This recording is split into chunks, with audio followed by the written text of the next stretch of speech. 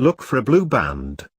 Veteran eclipse watchers will tell you that if you look really hard right at the beginning and just before the end of totality, you may detect a light blue or turquoise band on the moon's face. This happens because the Earth's ozone layer scatters red light and lets through some of the blue light that gets refracted to the moon. Why does the moon turn red? On January 31, 2018, the moon will turn a shade of red in many parts of the world as the Earth moves between the sun and the moon, casting its shadow on the moon's surface. A total lunar eclipse happens when the Earth moves in between the sun and the moon.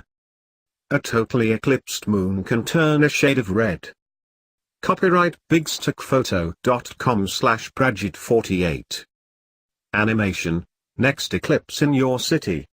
This will be the first total lunar eclipse to take place after the super blood moon eclipse of September 2015. There will be no total lunar eclipses in 2016 and 2017. Photos: super blood moon eclipse. Earth casts its shadow. The moon does not have any light of its own, it shines because its surface reflects sunlight.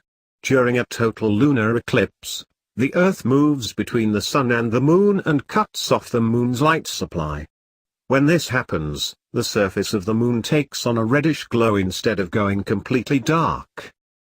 The red color of a totally eclipsed moon has prompted many people in recent years to refer to total lunar eclipses as blood moons. Many shades of red. The moon can take on different shades of red, orange or gold during a total lunar eclipse, depending on the conditions of the Earth's atmosphere at the time of the eclipse. The amount of dust particles, water droplets, clouds and mist can all have an effect on the shade of red. Volcanic ash and dust in the atmosphere can also lead to the moon turning dark during an eclipse. Fun fact: if you were lucky enough to see a total lunar eclipse from the moon, you'd see a red ring around the Earth. In effect, you'll be seeing all the sunrises and sunsets taking place at that specific moment on Earth. Sunrise and sunset times in your city. Illustration image. The Danjon scale was created by French astronomer, André-Louis Danjon. Brightness scale.